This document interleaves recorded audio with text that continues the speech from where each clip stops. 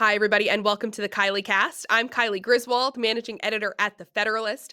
Please like and subscribe wherever you get your podcasts. In fact, we have a new channel on Spotify and Apple Podcasts specifically for the Kylee Cast. So if you're only subscribed to the Federalist Radio Hour or You're Wrong with Mollie Hemingway and David Harsanyi, two of our other great Federalist podcasts, be sure to also like and subscribe to the Kylee Cast as well so you never miss an episode.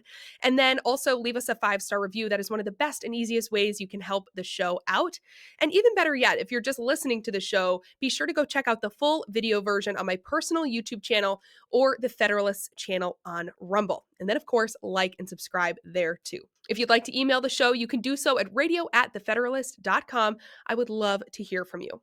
Today, we have a little bit of a different episode for you. I'm joined today by our editor-in-chief at The Federalist, Mollie Hemingway, as well as our Chief Development Officer, Sara Prinzi. We not only do a 2025 recap of some of the biggest stories we covered this year, as well as a 2026 preview of what the year ahead is going to hold, but we also talk about how you, the Federalist fans, listeners, followers, how you can get involved and help support our work in this important fight for truth in a landscape that doesn't really seem to always care all that much about it. We also preview our new Federalist store and how you can find some awesome merch there. So without further ado, please welcome Mollie and Sara to the Kylee Cast.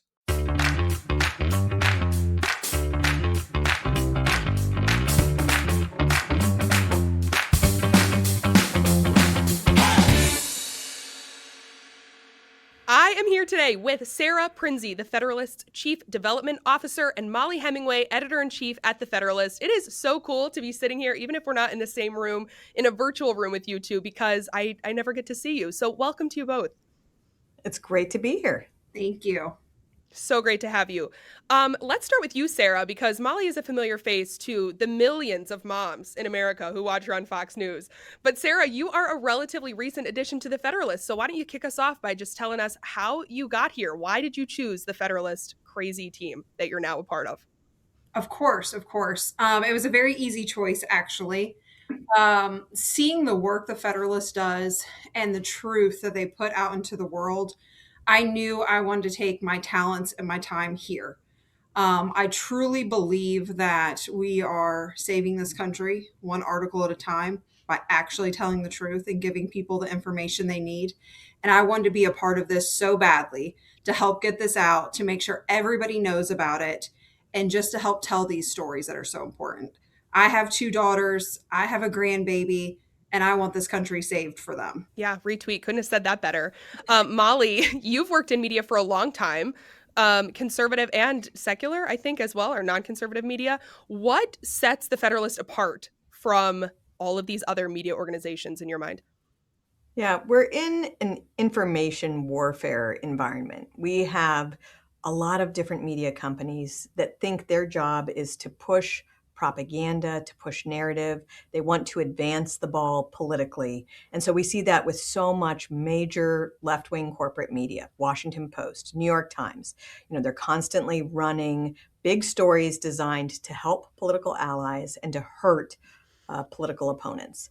And we are different than that because we do not subscribe to their left-wing political view. That whatever the issue is that they want to be pushing, whether it's like putting books, encouraging trans operations in children's libraries, or pushing lawfare against conservatives, or pushing COVID hysteria, or whatever the thing is, we just don't share their view of, what is good for a media outlet to do. Mm-hmm. Mm-hmm.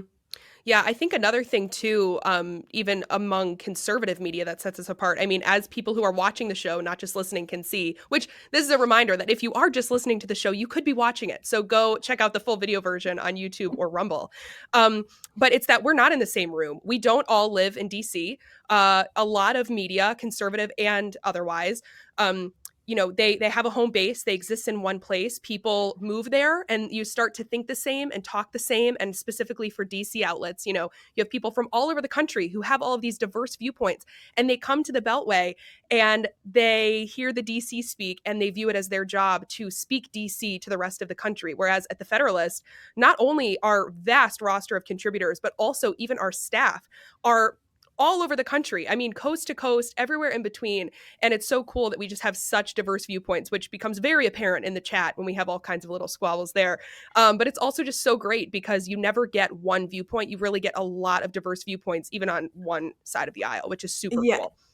And just like put a fine point on that, that is so well stated. So much of corporate media and just media in general are based in Washington, D.C. or New York. They exist to tell the rest of the country what the powerful people in D.C. and New York want them to know. And when we started the Federalist, we were like, well, what if a publication existed to tell the people in D.C. what real people think about what they're doing and about what their concerns are?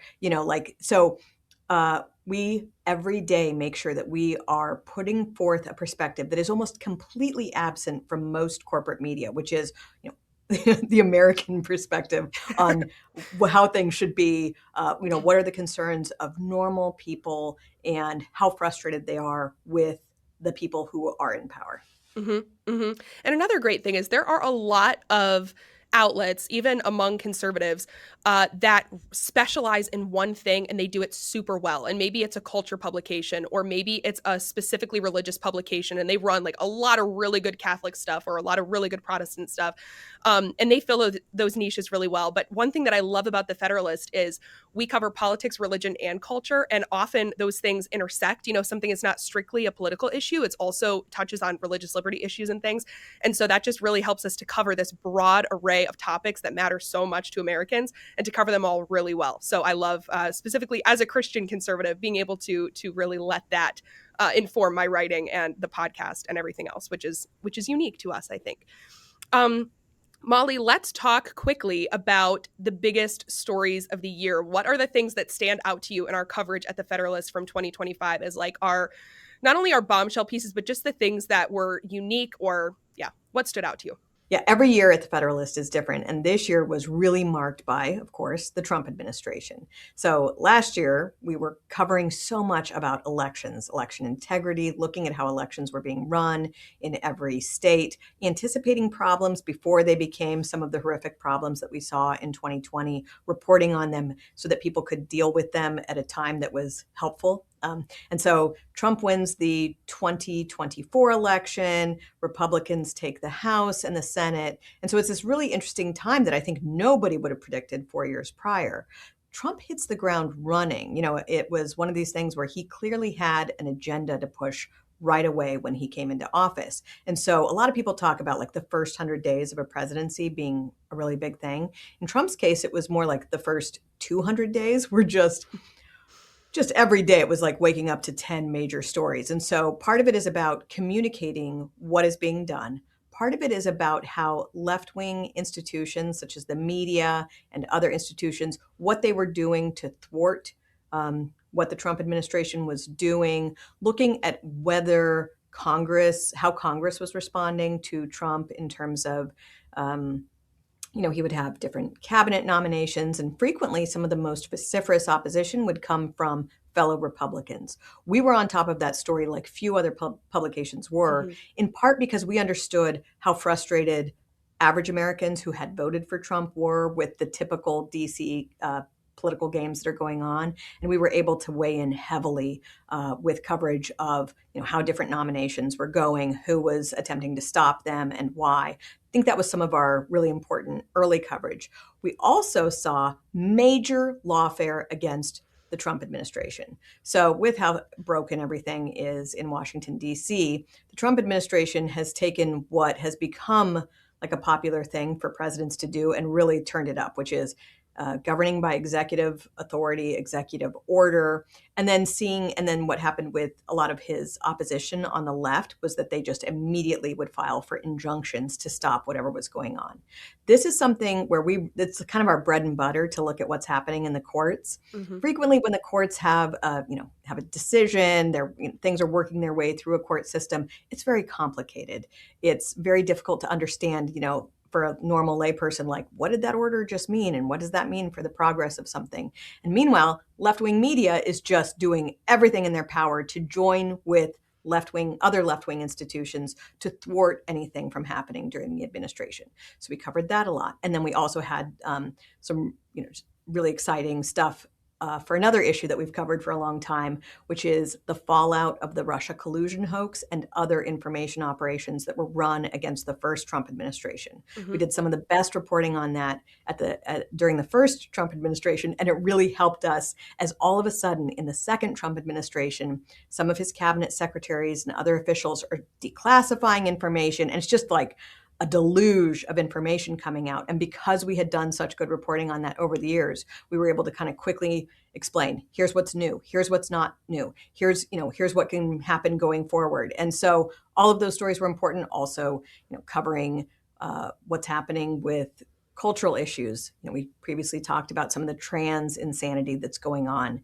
and just being on top of that and covering that. Also, what's happening for pro-lifers and their political voice in this administration, some of which hasn't been a very good story for them, and explaining what their desires are and how they're trying to push things forward. And so we just had really, there's so much stuff I could get into, but I don't want to just ramble on. Another thing I just want to say really quickly, we were covering, because so much was being done on the border, looking at things like how border enforcement affects public goods such as healthcare, education, all of our emergency services, and drilling down into that and seeing what this means for local communities across the country. As you noted, we are not primarily based in DC or New York. I'm in DC, but almost all of our reporters and editors are spread throughout the country so that we can have a really good sense of the pulse of the American people everywhere else. Such good stuff. And we will get back to the Russia hoax reporting because that was huge this year. So we'll dive into that in a little while here. I was also laughing to myself as you were saying the first 200 days of the Trump administration and how much there was to cover. And I remember when I joined 6-ish years ago, I think, I would always think once we get to the end of this Supreme Court confirmation, things will slow down a little bit, or we'll be able to catch our breath after the election. And that's just a lie every single time. There was no breath catching after the 2024 election. It's just been nonstop in the best way, but it's always something. And the Trump administration is no exception. I have to tease about this because, Sean Davis, our CEO, who's great, and I, we're pretty plugged in every day of the year. And I tried to take a single day off in August of 2023, I guess it was. Is that when they raided Mar-a-Lago, or was that 22? I can't remember, 23, I think. And it was the day they raided Mar-a-Lago, and Sean Davis was like, "You are literally never allowed to take another day off ever again." Okay. Yep. And that's why they rated it that day. You have to know that, Mollie, that they were waiting for your schedule. Yeah, for your day off. So, oh my word. Anyway, such good coverage this past year. But of course, all of this good journalism is only possible because of our very generous and loyal listeners, viewers, donors, everyone who cares about saving the country, cares about truth and good journalism and fighting the good fight. So, Sara, on the development team, can you explain to us what the Federalist Foundation is and how our listeners and readers who maybe aren't currently supporting this work of journalism, how they can get involved in this really important fight? Of course. I think a lot of people don't realize that we are a nonprofit, a 501(c)(3), so your donations are tax deductible. And the foundation supports the Federalist as you see them and in a whole. And it's very important. We don't get any government money. We're completely supported by our donors and by their generosity and believing in what we're doing. And we want to get to know our donors better.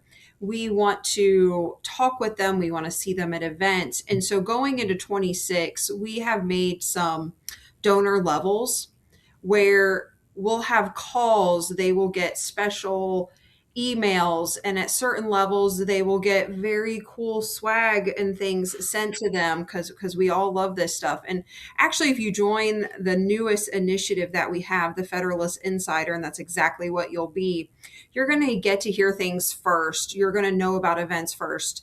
Mollie will be going on a book tour next year, and you're going to get to know what city she's hitting first if you're part of a Federalist Insider. And not only do you get this mug, which is amazing, by the way, it's $35 a month. You just sign up, hit that you want to give that every month, and it's done. And we know then that you're supporting us. It tells everybody out there you are. It's an amazing thing to do. Other ways you can help is telling other people, sharing this podcast, getting the word out there. Tell some of your friends, have them call and talk to me. We have to just let everybody know what we're doing because it's so wonderful. It's so great. And not enough people know that we do need this support. Mm-hmm. It's also tough, I know, because the economy is tight. It's never not. It's difficult for people to know where to allocate their resources. But cancel your Netflix subscription. Stop giving your money to corporations and organizations that hate you and don't share your values, and instead consider giving to an organization that's actually fighting for you and fighting for your voice to be heard and for truth to keep going out. So, Sara, thank you for that. One of the biggest Federalist highlights this year, which Mollie already previewed, was winning the Dao Prize. That was a really big deal. And I would love, Mollie, if you can just share with our listeners the awesome Russia hoax reporting that contributed to that honor for the Federalist. Yeah, the Dao Journalism Awards are given to people who do good investigative journalism. And we won this year the grand prize for our coverage of the Russia collusion hoax just in the past year. And so, as I mentioned, this is a story that we've been working on since the very beginning. And it was very lonely at the beginning. My first story on the Russia collusion hoax is actually October 2016. So before most people even knew there was a hoax, we were covering this we'd kind of recognized that an info op was being laid out. And so, covering that and what that meant and why people shouldn't fall for it. By January of 2017, the whole country was like up in arms about the Russia collusion hoax. I think a lot of normal people looked at it and said, this is ridiculous. Like, obviously, this isn't true. Donald Trump did not steal the 2016 election by colluding with Russia. And that's great. But in Washington, D.C., everyone either believed it or pretended to believe it. And so we worked so hard with very limited information. The whole story was being done in conjunction with very powerful left-wing media, CNN, the Washington Post, the New York Times. They were working hand in glove with Obama's top spy chiefs and their friends who remained, in these three-letter agencies during the Trump administration to paint a false picture that Trump had colluded with Russia to steal the election. All of those media outlets won major awards for their full participation in it. So we covered everything, using the information that they would publish and our own sources, our own access, our own shoe leather reporting would, figured out what was going on and uncovered it. Well, just in the last year, we had more exclusive stories, including stories showing how there were, which were exclusive to us, completely our own reporting, showing that people in the CIA and the ODNI, the Director of National Intelligence Offices, had actually tried to stop the Russia collusion hoax. And what happened to them when they tried to stop it? They had their jobs threatened. They were isolated from knowing enough information to know how to pursue their suspicions that things weren't right. They were bullied. They were disparaged. And so we broke those stories and we won this award for those stories and others about that unveiling of the Russia collusion hoax. And just to add to it, in the early years, we were mostly focused on the FBI. What was James Comey doing? What was Andrew McCabe doing? What was the Department of Justice doing? We really knew there were problems there, and that's where almost everybody was paying attention. What we broke this year and what we learned this year was how the other spy agencies were also involved and the key role that they played in operationalizing this hoax and information op against the American people.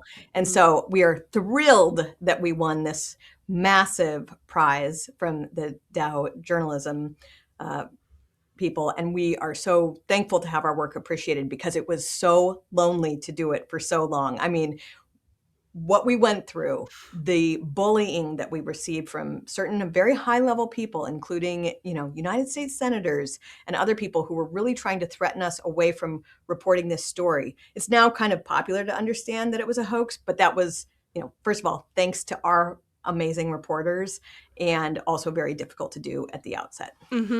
Well, this gets to something that the Federalist is really good at, and that is identifying info ops and hoaxes as they're getting started, and then being able to kind of cut it off at the source. So, I mean, we've done this with so many things. I mean, great Russia collusion hoax reporting, with the Kavanaugh rape hoax, with the Jussie Smollett hoax, with 2020 election propaganda, the suckers and losers hoax. I mean, we could sit here and list hoaxes and info ops that we've kind of been right at the start going, no, for probably 20 minutes. But Mollie, why are we so good at recognizing info ops, and how can our listeners make themselves immune to falling for these kinds of hoaxes and ops? Oh, I mean, it's like a really good question, and it's been a lifetime of work for many of us to kind of get to the point where you can recognize them. I'm thinking right now about the first time I recognized like a large scale information op, which was, I think maybe like 20, I can't remember if it was like somewhere in the 2010 to 2014 phase. There was a hearing that was held on religious liberty and problems with the Obamacare and how it restricted different church bodies' religious liberty. And so there was, I can't remember which committee it was, but they had a variety of different leaders of different church bodies talking about it. And then the Democrats put up a witness who was a woman named Sandra Fluck, I think her name was. She was a Georgetown law student who wanted to take abortifacients as birth control or something like that. And so as she testified, it suddenly became the biggest news in the world. Somehow, all these different media outlets had gauzy, beautiful photos of her ready to go about her plight. It was evening news. It was like, coordinated messaging was pretty easy to pick out from it, because the purpose of the hearing was to talk about religious liberty concerns. And within 24 hours, all of a sudden, it was about how religious people want to keep poor law students at Georgetown from being able to take abortifacients or something. And so when I saw that, I was like, oh, that was well coordinated. That was smart. Like, I didn't love it because I care about religious liberty, but it was a very smart operation. And it turned out that Sandra Fluck was repped by, a major PR firm. I think Anita Dunn was involved in her storytelling and how they got that out. So once you see it, it's kind of easy to see it. Anytime a thing just starts rolling out. With the Russia collusion hoax, I'll just say the thing that keyed it for me was that Hillary Clinton tweeted out a story from, I think, The Atlantic or something like that, saying, oh, it looks like Russia's colluding with Trump to steal the election. And then there were 3 other stories that kind of came out at the same day. And I think it was like the day of the last debate. So you could tell, like, these all came out because Hillary Clinton wanted them out that day. And she's highlighting them. And it's all like, it also helped that it didn't just seem true to me. Like, I was like, I don't think Donald Trump is a Russian agent, so you're already kind of sniffing it out. The Kavanaugh rape hoax, I think, is like an IQ test for whether you can figure this out or not. So if we can go back to 2018, I think that was the year that he was nominated. It was interesting. Justice Kennedy steps down. There's a short list of potential candidates, so we kind of get familiar with who the different candidates are. Kavanaugh is announced as the nominee. He's widely characterized as being sort of like the most moderate, most acceptable to some of the weaker Republicans who will have to vote on his nomination. Immediately, things get crazy. You've got organized protests at the Supreme Court immediately. And they had pre-made signs for each of the nominees, or each of the potential nominees, with like, the worst person in the world would be Hardiman. The worst person in the world would be Kavanaugh. Like, they already were ready to go. And so they're doing that. And you've got massive protests on Capitol Hill, but they're not really breaking through because the guy is so, he doesn't elicit a lot of excitement from a lot of people. Vanilla. So it's just like not breaking through. And it's all about paperwork and stuff like that. And then one day, the Washington Post announces that this guy, who's been a federal judge for 12 years and has gone through like a ton of background checks, well, there's like an interesting story of a woman alleging some kind of wrongdoing. And it's like a very long story that clearly is trying to make a lot out of an allegation, but it doesn't seem like it's like a very difficult story to rebut because it's based on the memories of a single person. And what happened when that dropped? I'm on some of these chats with reporters and other journalists, and even ostensibly conservative journalists, the moment that story drops, they're like, oh, this looks bad. They should probably find another nominee.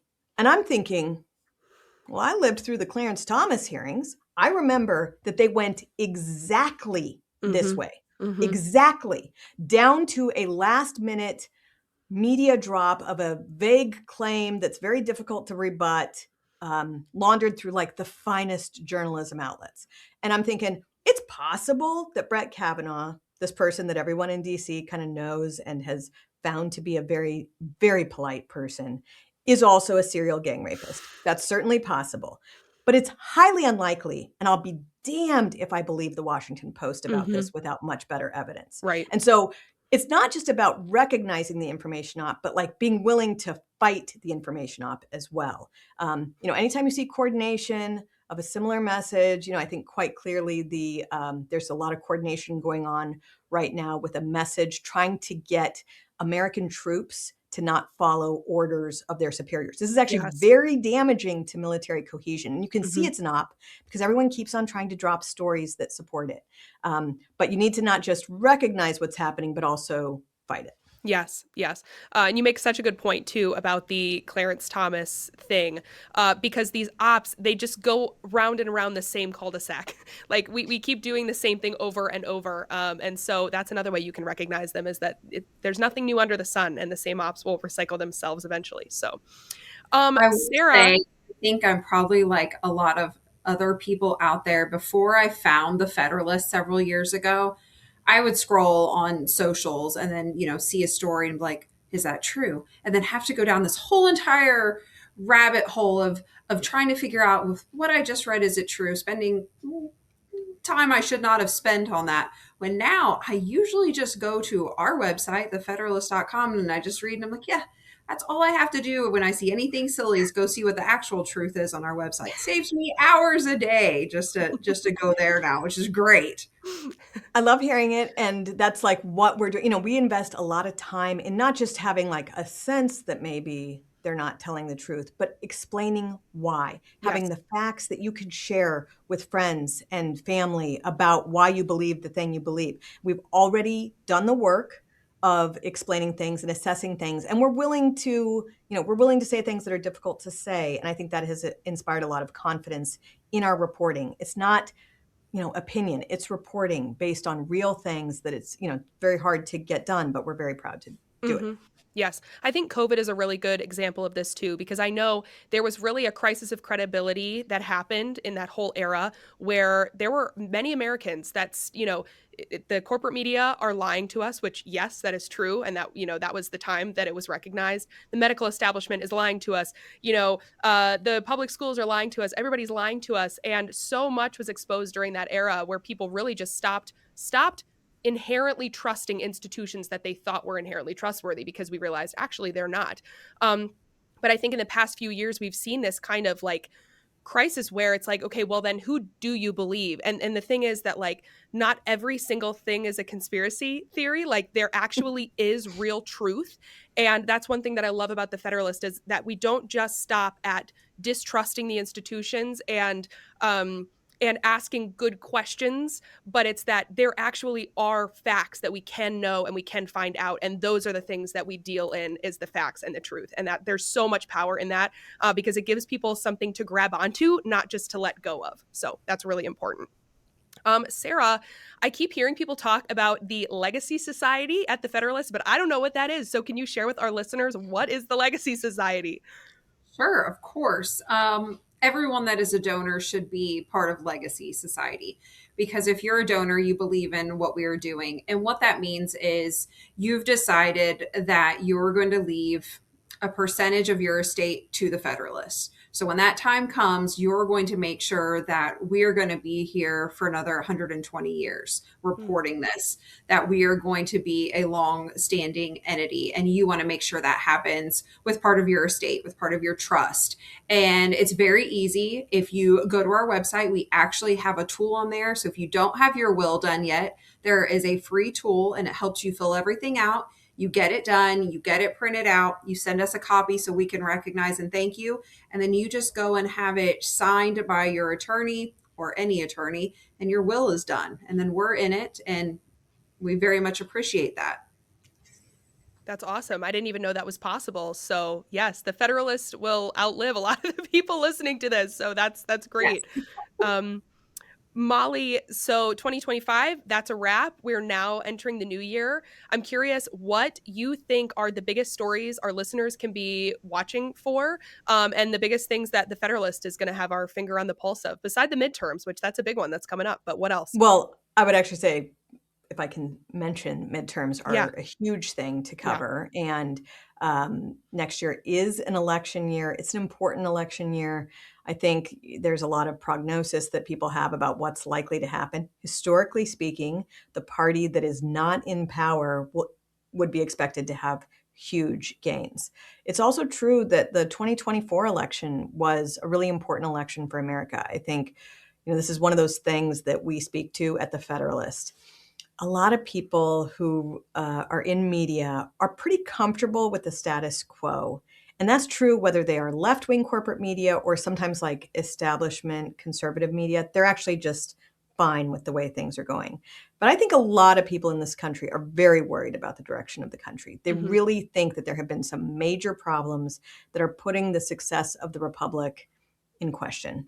And so this isn't, every election is interesting in different ways, but I think that when people surprised so many people by reelecting Donald Trump for this non-consecutive second term, it was very much for a lot of people about a desire to make some important and radical change to some of the bad things that have been happening. And so House and Senate elections are very important for that because, to be obvious about it, to have the change of the kind that a lot of people want, who controls the House and who controls the Senate will have a lot to do with, whether people are satisfied with the results.